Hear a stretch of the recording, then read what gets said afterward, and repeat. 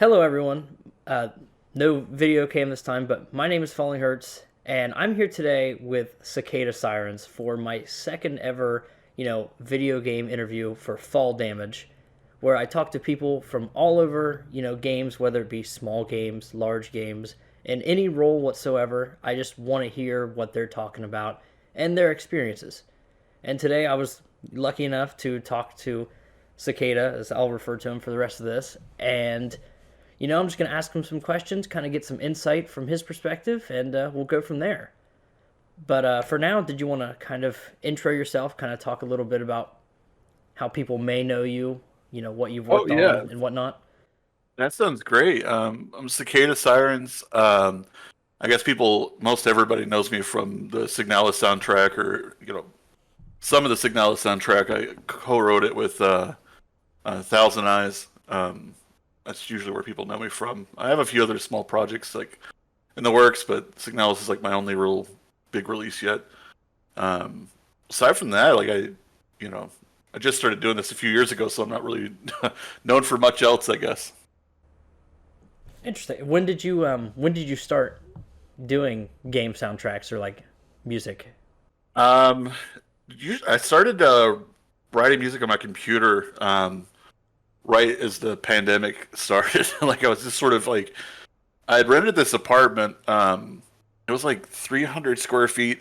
It used to be a bedroom. I live in the in like the south, so like there's not like There's no you know rules down there. yeah, there's no like yeah, you get like into the sticks and there's just no like code like or anything saying you can't just like board up half of a house with no windows and just say that's an apartment, so like Hell yeah. you know so I was like living in like a bedroom that someone stuck a toilet in, and like I was just kind of going crazy in there because I was like, oh, I'll never be home, blah blah blah. And then like the pandemic hit, and I'm like, oh, I'll be home. And then I Oh was just yeah. sort of like there going crazy for a while, Right. and started recording music on my computer, because I'd been like playing guitar and stuff like that and messing around in like little crappy bands and stuff, like whenever I was younger. But I'd never really messed around with making music on the computer before, and I didn't have anything else to do, so that's sort of what started it.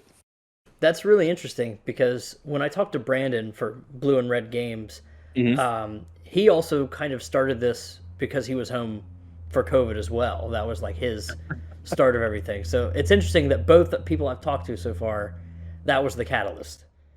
That's really interesting. Blue and Red Games sounds super familiar. Ghost at Dawn. Oh, nice, nice. Ghost of Yes. Dawn looks awesome.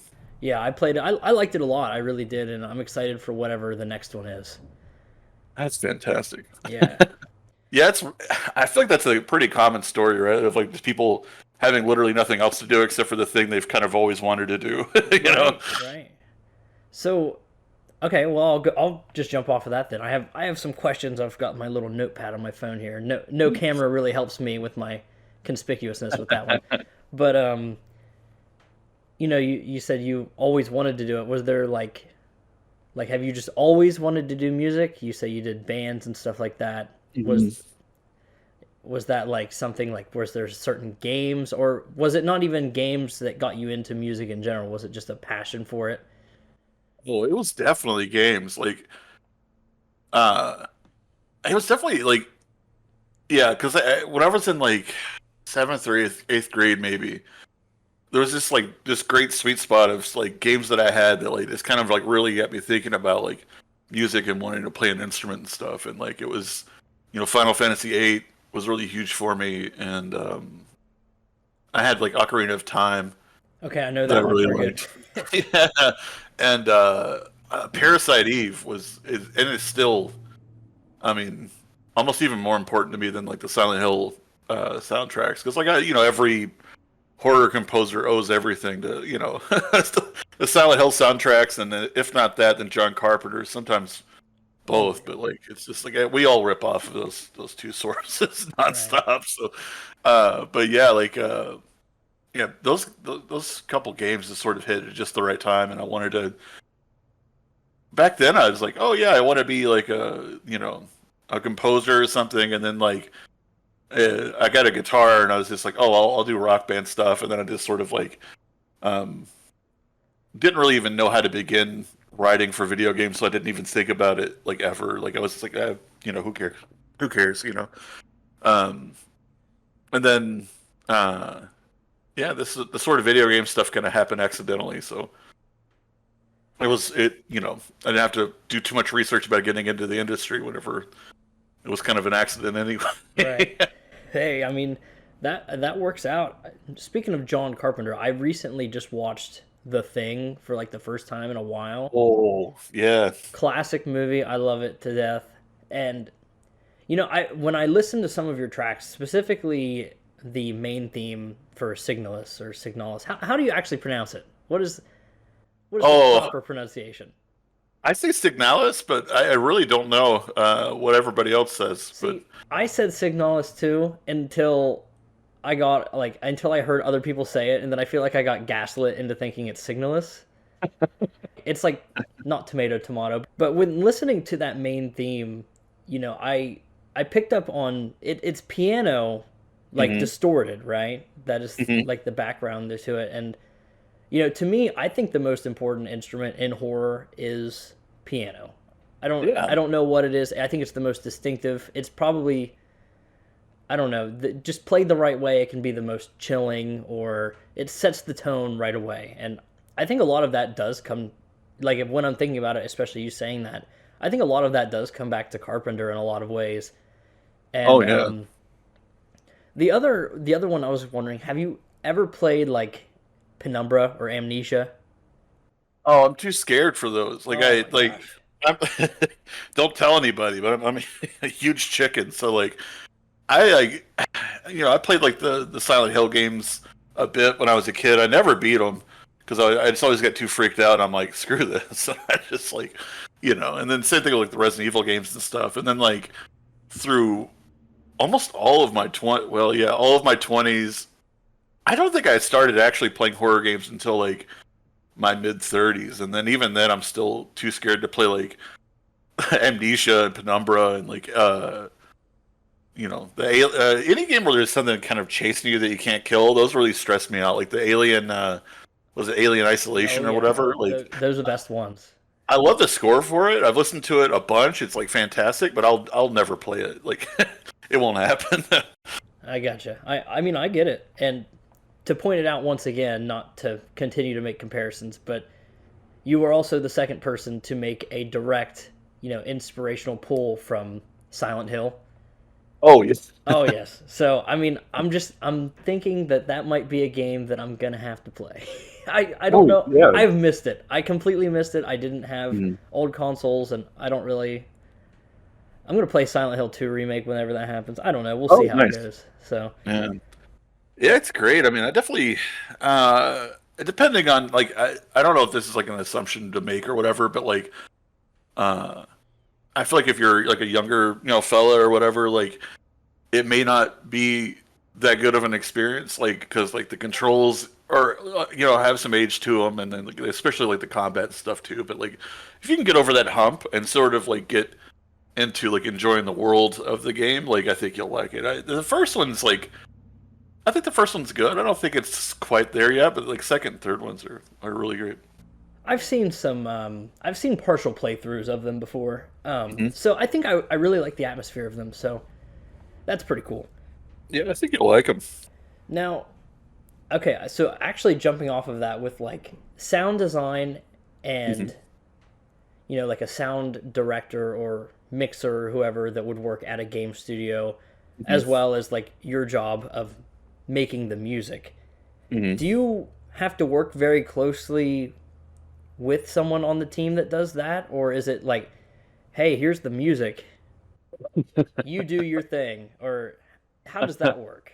So far it's been, hey, here's the music. Like, I've been, I'm definitely like, whenever I'm writing and stuff, I'm usually always really inspired by things that are around me. Like if I hear like, you know, a lot of cars or like washing machines or whatever. Like, so like in the game, I'm always thinking about like, oh, can I nab like this elevator sound from the game and use that in music and stuff like that. And like I end up like not doing any of that because I don't want to like get any sort of interference with what the sound designer is trying to do. So I try to, as much as I can, I guess, like do whatever it takes to not like get in their way, I guess. But so far, yeah, it's just been I've been making stuff, and then if there's any problems or whatever, I can go back and redo it or whatever, or change things around a little bit. But nobody's really been too picky about anything yet.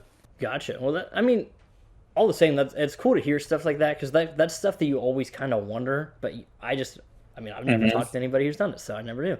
Um, the other question I was kind of going to go for was when I assume you're trying out for a project. How does that work to get a job in one of these situations? I don't know if you ever I like there was like some meme going around or like not meme but like a general stereotype about composers where like we all like just sort of harass every game dev like, hey, do you need a composer, and like that's pretty much true. Like I basically just reach out to like loads of people and just ask them if they have one already or whatever, which probably isn't the best way to do it because like it annoys the hell out of poor game devs that are just trying to live. I But mean, um, yeah, I just ask around a lot, and I mean, since the Signalis soundtrack did so well and everything, like that sort of has been like a foot in the door with most any project anyway. So like, I can at least talk to people and see whether or not I'm a good fit or whether or not like it's in the budget or whatever. So I bet that does help a lot. Having a project that would. I mean, I think yeah, Signalis blew up as yeah, far as I mean, I think it's pretty crazy. And there was the physical vinyls that went out a little while ago, right? yeah. I think those are that was unexpectedly huge for me. Like I didn't think they would actually do as well as they did, and like it's just been a crazy game because like whenever it first released, I remember seeing like I don't know 200 or 300 reviews on Steam, and I was like, holy cow, it's a lot of Yeah, reviews. And then now they have like I don't know 8,000 or something crazy. So like yeah, I never that's it. expected anybody to see any of this.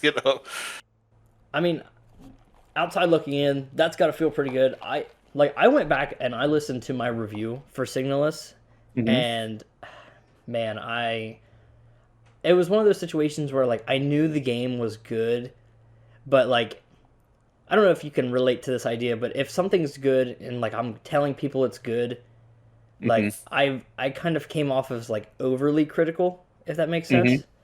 Because it's like, okay, well, it's good, it's great, but here's what I personally didn't like. Hmm. And which I know that's the kind of point of a review anyway, but it's Yeah. like to me looking back it felt overly negative, and probably my biggest regret was that I was like, eh, sound design, it's okay, soundtrack, it does its job, which Hmm. I think was true, but like I Yeah. have definitely developed over the last like year and a half a more of an ear for the music specifically. Sound design, I'm like, okay, yeah, that gunshot sounds good, I guess. Hmm. Sounds like it would hurt somebody, I suppose. Yeah. But yeah, music, I've definitely developed more of an appreciation for over time. So if I could say a regret I have, it's legitimately like not even kissing ass because you're the one talking to me right now. I was like, man, that was I don't think You it did know, enough credit because I've listened to that soundtrack like yeah, on and off over time since then. I'm like, man, I really didn't give it enough credit when it was out. dude, that still worries, man. Like, I, I mean, I don't know about everybody else, but like, I don't feel like mentally. I mean, there's definitely a through line, but like mentally, my tastes and my preferences for things are different a little bit every day, and like, and even over stretches of time, like they're a little different, So like, if I like hate something my first watch, or like if I watch a movie, I'm like, that's mid, whatever. Right, right. And then like I watched it again a year later, I'm like, what was I thinking, And then like I love it, or or whatever. So like I'm never too hard on myself about like sort of like rediscovering something that I would like kind of thought was like mid at first or whatever. So like I definitely don't blame you because I mean like I don't know. I could play something today and not like it, but then like a month from now love it. So Right. it's random, I guess. Yeah. I mean, I get it. It's just one of those things where it's like, man, I was kind of doing a little bit of research for this. I wanted to have at least some kind of the headspace of where I was at then. I was Hmm. like, huh. Um, so one thing I wanted to ask, you worked on Signalis and Hmm. you have worked on The End of Nowhere, or Hmm. you're working on, I don't know if your work is done or whatever. And then Numata, and then Dread Weight, correct? Yeah, I just have a couple tracks on Dreadweight. They hire me every now and then to make some crazy, usually like shortwave radio based ambient pieces, which are super fun to make. And they're always like super. Uh, I don't know. They're. I kind of creep myself out a little bit with it because uh, I have like there's like a website on the computer I use to like just listen to shortwave radio, and like I just find all these weird samples and stuff. So they're super fun to Gotcha. provide a few tracks for them. Oh, sorry, I got sidetracked anyway. But yeah, those are the ones I've worked on. I had music on. There's a couple like smaller kind of definitely more indie, even more indie games that I've did some gave some music to or whatever. Like there's a uh what's the it's the biggest games. I haven't talked to him in like a year, so I feel bad. But there's a dude. I think he makes under biggest games. He's making a game called like the Initiation or something about like the Chinese Triad or whatever. I think I gave him some music to use or whatever. And I don't think that's out yet or anything. And then there was a guy who made like some weird like experimental game stuff. I think his name was Toby or something. He made I think his like handle was like TM Necro or something on Twitter way back in the day from like South America somewhere I think. And he used some of my music before, um, but yeah, those ones you mentioned are like kind of the main ones I've been working on. Right. Now actually, you said you got sidetracked, but that was kind of going to lead into one of my next points with Dread Weight. Hmm. When you get hired for like these, or like Signalis, you said you kind of co-did the soundtrack.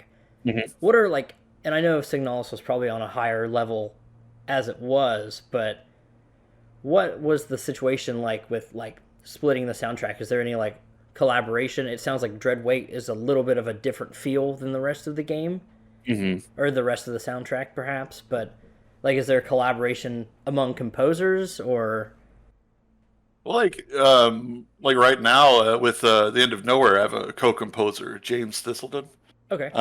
and initially we just sort of met up and like he was super gung ho about doing like the more like upbeat combat stuff, and I was like, oh, that's cool, and I'll just do all the other sort of like ambient kind of atmospheric things, and like he was so ready to dive into that end that like it kind of made my work super easy because I could just sort of chill Play out, make play all your the strengths. the Yeah. vibey stuff. Yeah. Right, right. I'm so excited for that game. Especially talking about just watch the thing again. I was like, man, Oh yeah. that the atmosphere that's just been like the screenshots initially on Twitter or X or Mhm. whatever, and now the trailer. Man, I'm really really keen on that one. But uh, it's been so hard to not write the soundtrack for the thing for for the End of Nowhere because like oh there's been gosh, like 3 or 4 times I'll sit down to write like a piece for it, and I'm just like 20 minutes in, I'm like, oh, I love this, and then I realize I'm like, oh, this is from the thing. Never but mind. And I'll um, just yeah, yeah, yeah. I've done that like at least once a month for the past like 6 months, and then I'm that's like, so yeah, funny. never mind. That's interesting. Now, kind of continuing bouncing back to Dreadweight once again because I have no way of doing transitions. That's how professional I am. That's no Um, worries, man.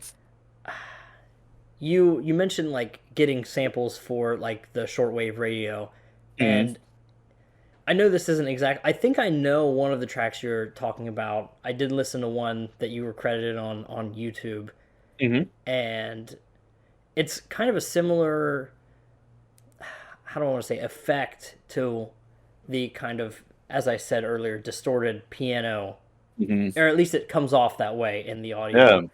What like is that something you do on your computer when you're making? Is that like how do you achieve that? I guess is what I'm Yeah. going for. Unless your piano really sounds like that, in which case I'd say you might want to get a new one. But Oh man, it's usually yeah. On my computer, I just add a bunch of different distortions to things.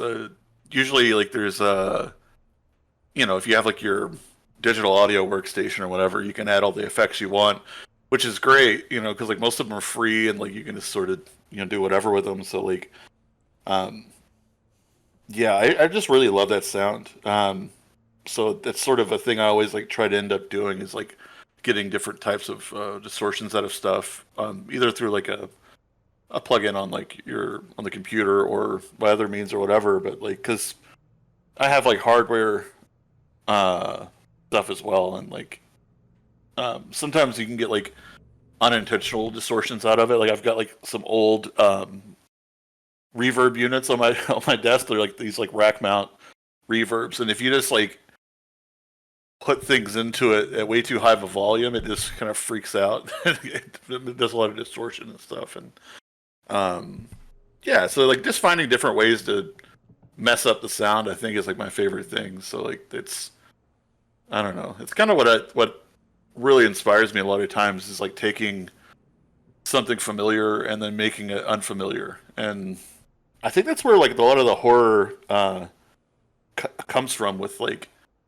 like John Carpenter soundtracks. Even though like his like palette is like super straightforward a lot of times. It's like some synths, sometimes a drum machine, sometimes piano, and then like that's pretty much it. But like the context of which he does stuff makes it more unfamiliar and kind of provides all the horror and stuff. So like with distorting a piano and even like on Signalis and stuff, like I use a lot of free um like orchestral plugins and stuff like that to do like strings and stuff like that. And even those like I use like a ton of distortion on and everything. And I think it puts it into this sort of like uncanny valley type area where like, you know, it is familiar but it isn't at the same time.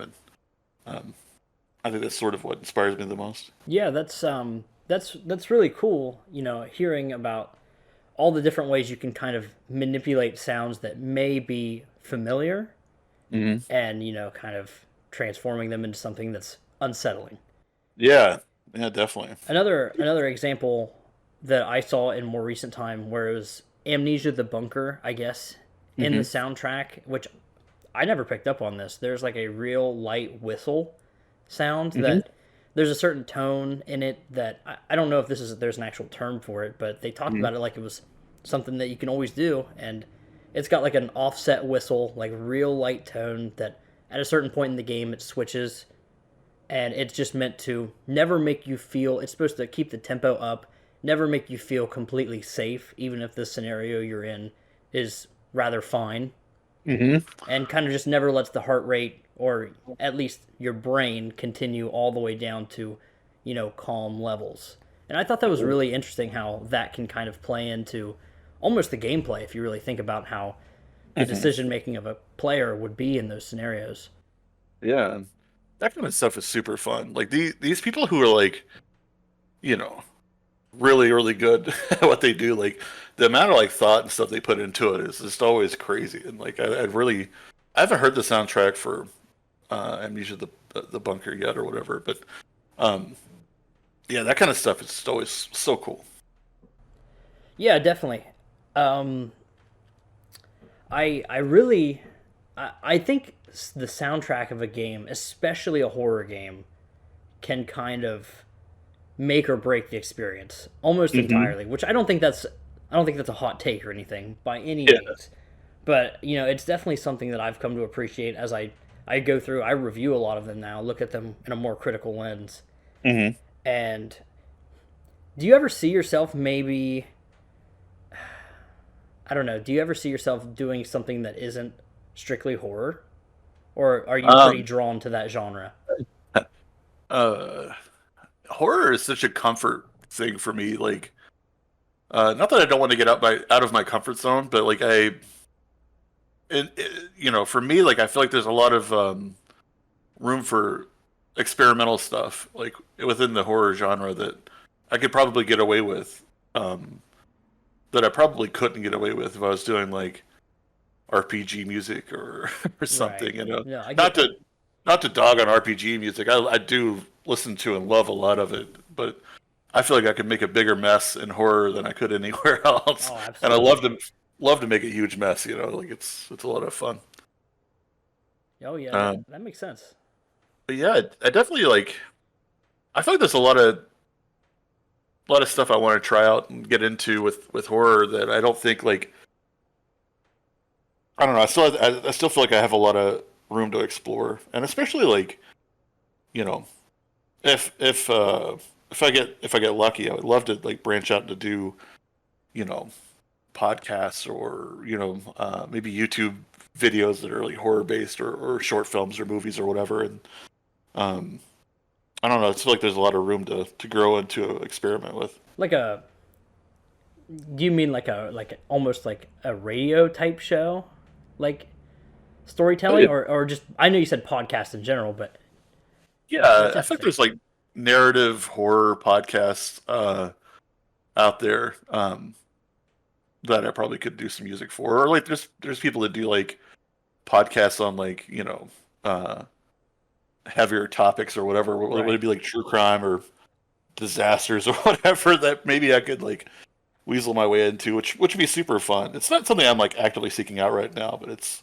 definitely something I could explore later on that would be interesting to get into.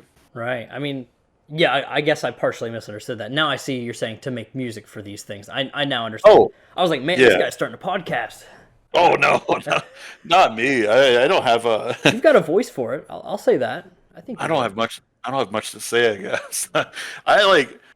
I don't know. I'm the most like head empty, no thoughts person on the planet more often than not. So I don't think I could carry a podcast for that long. I completely hear you, and I'm a mailman, so like Hmm. I'll Oh, drive for cool. like 6 hours a day. About 101 miles on some routes, and by the time my day is done, like I'm just driving for the most part. That's all it is. It's Hmm. fine. It's pretty relaxing, but my brain by the end of the day is just mush. I'm just like I'll try to hold a conversation with any of my friends or my fiance. It just doesn't happen. I'm just like, yeah, hi, bye. Yeah, I feel that. That's definitely super relatable because like yeah, any activity at all, and like 20 minutes later, I just can't think. So Yeah. um, yeah. So one thing that I did want to ask you about. Hmm. So I'm trying to think of an example of this where I'm sure the composer for Silent Hill would probably be maybe the best example of this. I can't think of his name off the top of my head. Um, Always say it wrong. Akira Yamaoka. that sounds right. Yes, he's actually doing Stray Souls, a game coming out soon, an indie game. Yeah, So that'll be exciting. great. But one thing I was thinking of is like every once in a while with some of these bigger like studios. Of course, there's a train going off. Um, you've got like composers that are kind of in house or Hmm. like best example I can always think of, before the bad things happened, were Jeremy Soule with Elder Scrolls. Hmm. And like he was like to me, he kind of defined a lot of the feel for that. It's unfortunate that went how that went, but Yeah. I think of how like these composers can kind of stick with a team and create a certain like sound, a feeling for their projects, and how it almost comes to be expected, that quality. And like, Hmm. would that ever, if that opportunity ever presented itself, I'm not even saying with anyone you've ever worked with before, just in a hypothetical world, would that be something you'd want to do, or would that be something that you'd feel limited by, like sticking with one, Yeah. situation? You know what I mean? Yeah, that's a Complete great question. hypothetical, but Yeah. Um, honestly, I would love that. There's something I found out recently. So, I've not been doing like game music for that long. There's a lot right, of stuff that I have to learn, and like I didn't really know. You never know until you find out, and you're like, oh, okay, that sucks, or whatever. And like recently, like I mean, not that doing this sucks, I guess, but yeah, I took a lot of like one-off commissions where I would just do one song for like an indie game that like is being made by like a solo dev or some other project or another, and like I did a lot of these different one-offs, and like the sort of like time it takes me to mentally get into how a thing should sound and like what's this game's world like and blah blah blah, to do like one track and then just sort of abandon that and move on to another thing and do like, one track for, a different commission. Like that was like super draining, and I didn't know it would be that hard to just sort of like do a bunch of different one-offs, because like it just takes so long to get into the space of the game for me, that it just wasn't like you know worth it to do, I guess. I Not get that that. not that I didn't like doing it, but to answer your question, like I have had a lot more fun doing like longer projects like Numata or The End of Nowhere, where I can like get into that game's kind of headspace and like what's this game's world like and whatever, and just sort of write around how I think about it, and so yeah, I would love to, like, if there was like a situation where I was doing a series of games or a series of whatever horror media, then Yeah, I think that'd be super fun, because like having the limitations of the game's world is like super fun to kind of push against those boundaries, I guess. definitely. So Numata and The End of Nowhere, those Hmm. games are. I mean, I know End of Nowhere is a little further off than Numata. Numata's coming out fairly soon, I think. And did you work on those like side by side, or did those not cross over as far as your workload for those projects? Yeah, pretty much side by side. I mean, there's definitely times where I wouldn't need to do anything for one or the other, where I'm just sort of like, working on one just by itself or whatever. But generally, working on both, at the same time over the last, you know, 5 or 6 months or whatever. That's interesting. Is that any less jarring to go from one to the other for that one as opposed to like those quicker projects? Um, I think it's like it's not that bad, because like in my head canon, I guess, like the world is so established that like I sort of like I know what vibes I'm going for whenever I got to write something for The End of Nowhere, versus like in Umata, like I sort of know a bit about the character and like the story and everything. So like Right. sort of can like mentally get there pretty easy because it's familiar to me, I guess. Now, if you said this and I missed it, Hmm. that's on me. Did you No say worries. for Numata, are you the sole composer of that one, or Yeah. gotcha? Now, I played the demo for that one. I really enjoyed how the music picked up, especially for combat. Like I know you said you had kind of an aversion to that, not aversion, but you let the other guy Yeah. do that before. But I mean, completely, you know, you got the juice, man. Thanks. Yeah, Yamada is such a cool project. Like um I just have like so much freedom in that game to do whatever I want. I guess because what the character's thinking and stuff like that like really informs like what I'm writing and stuff like that. And it just always kind of has like a fun and interesting angle to kind of get into. But I still have 5 or 6 more tracks to write before it releases. So hopefully the rest of it's pretty good. Right. uh, you know, I'm sure it'll be out pretty soon. But I guess I have a bit of work left to do for it. Here I am taking up your time. Oh no, um, no worries. um, so actually, that's interesting to think about. You say you kind of have an idea of that established world. When Hmm. you go into making these tracks for the soundtrack, do you play the games in advance, like to kind of get a feel, or like are you just given kind of like a mood board, or like what direction are you given? Honestly, mood board is probably the most accurate way to put it, because like a lot of times it's like little clips or like little screenshots, or even just like a written synopsis of the game or the character or whatever. Uh, so yeah, mood board is probably the most accurate thing, and Gotcha. like Very yeah, cool.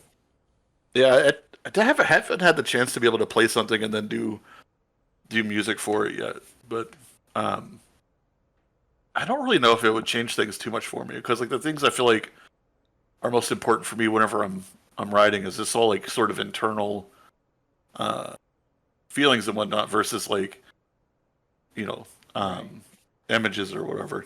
kind of works as like an outlet for you in a way, is how it sounds to me.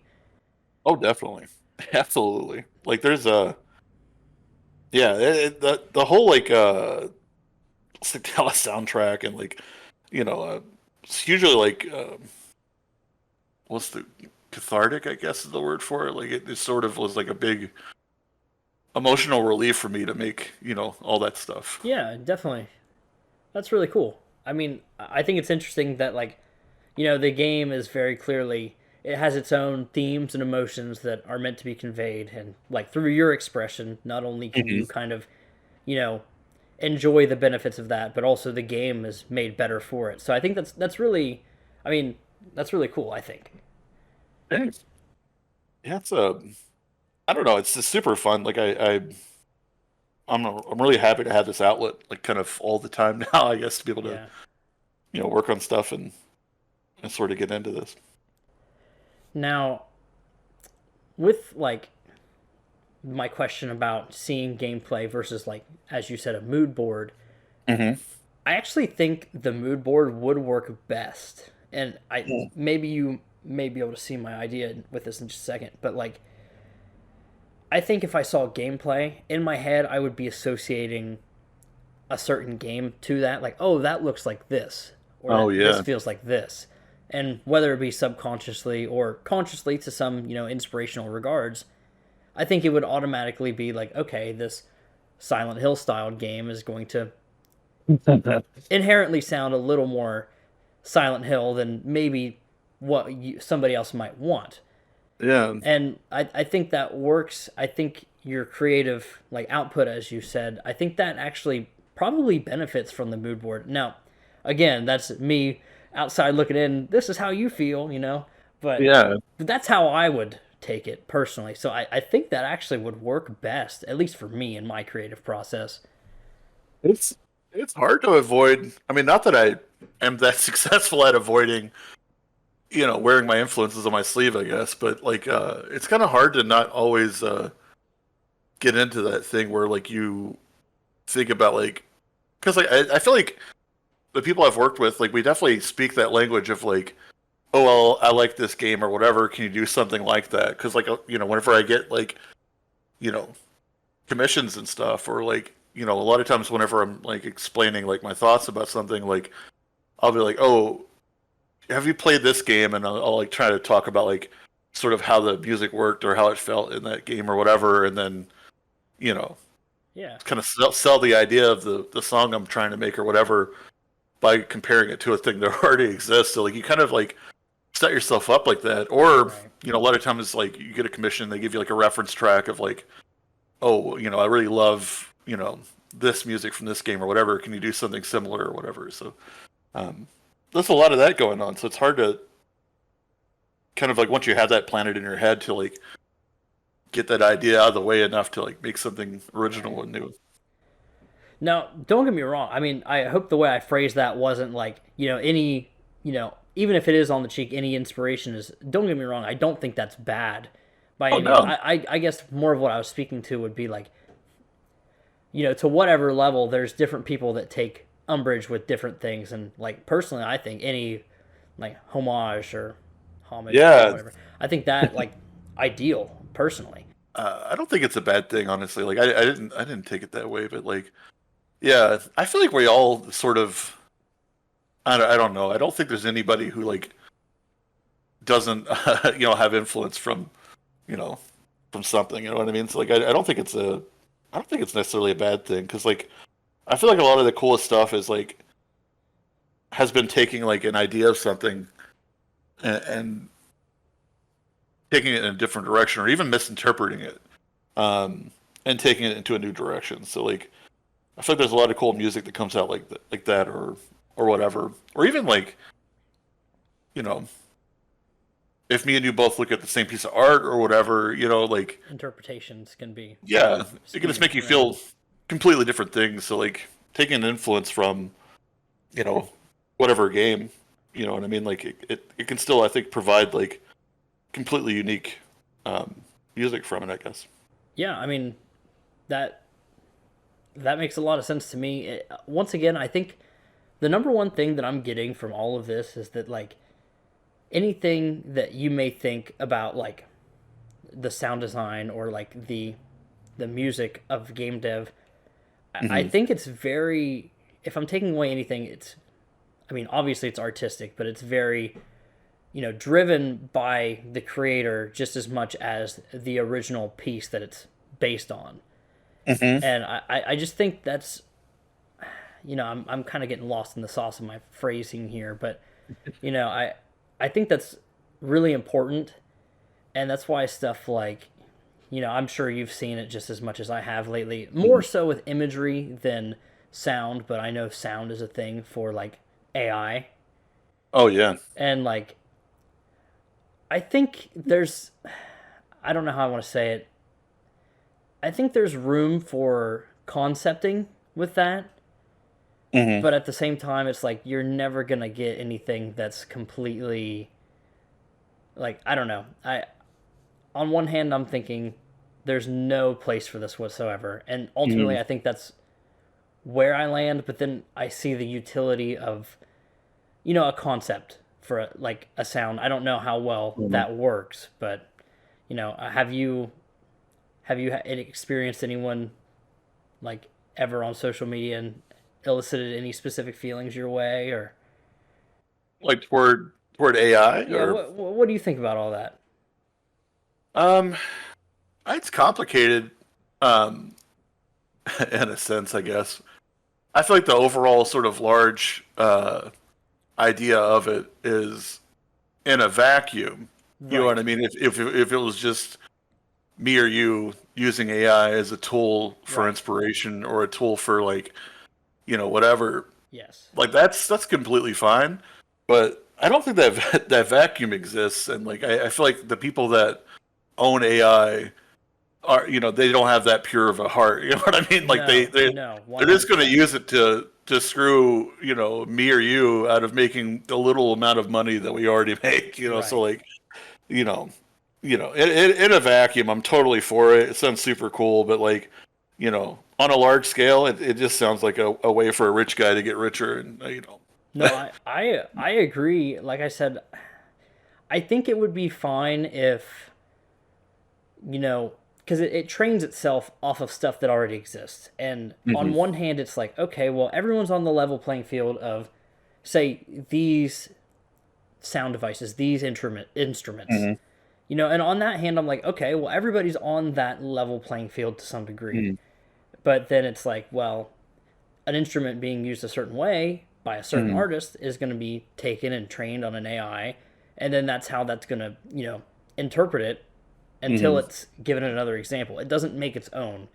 So Yeah. it's like I I don't know. It's one of those things that I see very, as you said, in a vacuum. Like if I could ensure that no one else was going to use it in some super detrimental way or like predatory way, Hmm. then I'd be like, yeah, that makes perfect sense. But otherwise, it's just one of those things. It's like, man, just don't flip that switch. Yeah, I feel like one of the main problems I have with it too is like outside of like evil rich people using it for evil rich people things, but Right, like right. I feel like the other problem I have with it is like I saw some thread the other day. I don't remember the fellow on Twitter who said it, but he was saying that it was like I don't know, saying it was like ableist or something like that for like people to be against people using AI for art or whatever, like whenever not everybody has the opportunity to go to art school or whatever, which I feel like is a huge mistake in like people's thought because like you don't need anybody's No, permission to make art. You know what I mean? Like absolutely not. all the stuff I made for Signalis was like used with like I literally only paid for like one plugin that I used. The rest of it is free. Like even the digital audio workstation I used was like $60 or something. My computer was secondhand, and like I'd say all together, I spent maybe less than $100 on stuff to make the Signalis soundtrack. Everything else was free or sourced from like free instruments or free samples or whatever. So Right. like I don't know. I feel like the argument for AI as being a thing that like kind of opens things up for people that are disadvantaged and have less money is like a completely selfish and made up reason. It's like you know I you can make agree. art for nothing. Like it's cheaper than ever to do it now, and even if like you want to do it from the aspect of like, oh, I didn't go to school for this, so I don't know how to do it. Like I think that's the that's the good. problem.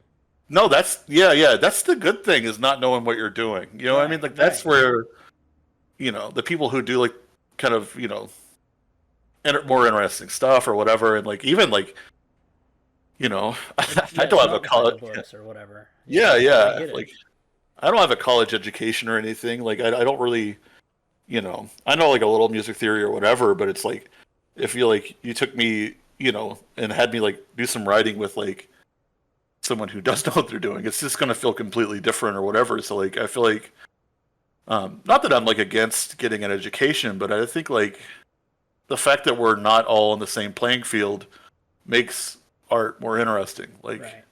you know, Maybe, um, maybe this is my Southern Ohio coming out here for just a second, but I personally I don't think that going to get a college education for art mhm. is necessary. And I don't mean that in the sense that art is useless. I mean it in the sense of I don't think anyone needs it, as you kind of said. I don't think anybody needs a degree to say, "Hey, I can do this for art." Yeah, In yeah, that instance, I'm mean like you might be able to understand the intricacies of interpreting art.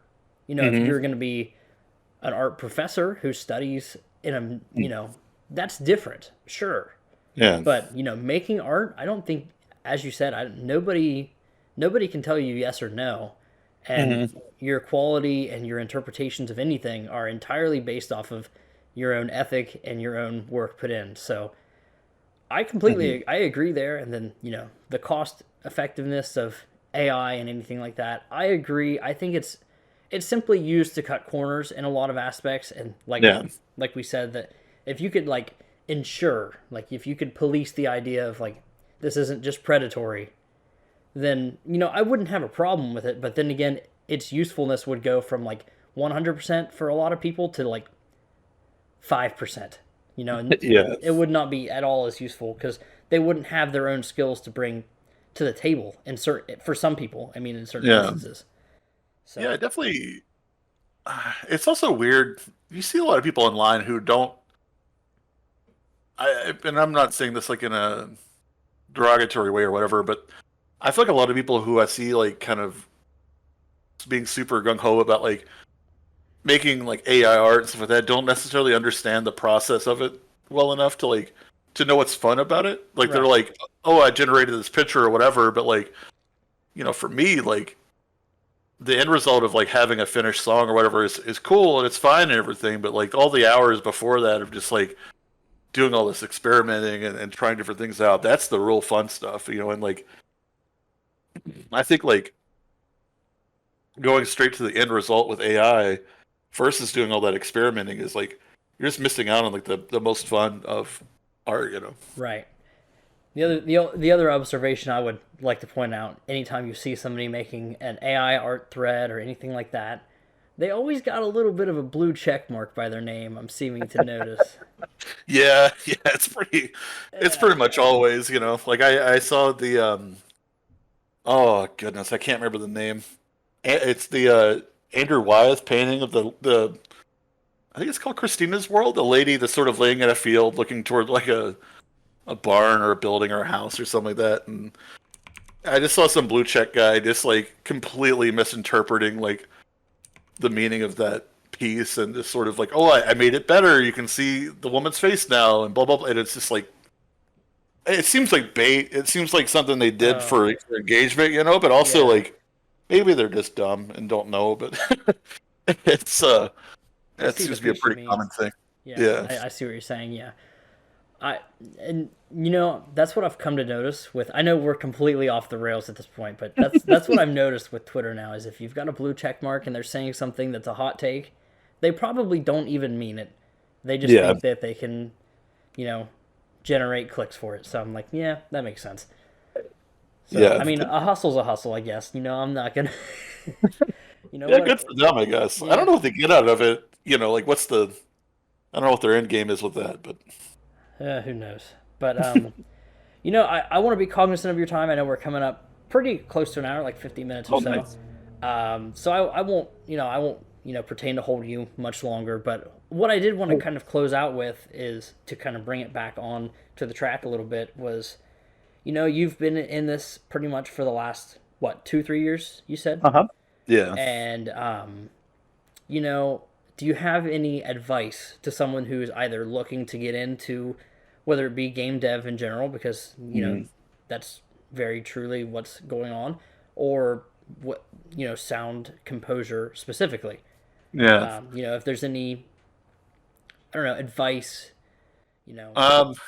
Yeah. So I guess that this is gonna make sense eventually, but I used to. So when I was in like the early 20s, I started working at this factory, and like there was this like machine thing that would like clamp down, and it would like basically put like a top and bottom of a package together, and like you would like stick your hand in there and you put the thing in, and then like you pull your hand down, it clamped down, and like I was so scared of doing that. Like I didn't work there very long, but I was like, oh, I'm going to lose an arm in this thing. Like That's it definitely was one of so those machines that you get the video during the orientation. You see the videos of people. yep. And Yeah, like I was like terrified, and this like dude who had been there forever, he just like saw that I was scared, and he's like, "Look, man, there ain't nothing to it but to do it." And I was like, that's such a stupid phrase, but I laughed about it, but it sort of stuck with me forever. Is like, you know, just do it. You know what I mean? Like this, like you're not ever gonna. There's never going to be a perfect time to become an artist or become a musician or do whatever. You're never going to know everything. right. So like, just dive in, and like, if you don't know something, it's gonna suck. Like, if you're going into game dev, or if you want to be, you know, a composer for games or whatever or anything, like there's gonna be times where people catch you just completely off guard with their request, where it's like you don't know what to do, and then that's where you're gonna learn. So like, just don't wait until you think you know enough, or until you're quote unquote qualified, or until you have permission or whatever. Just Until you get that college degree. yeah, Yeah.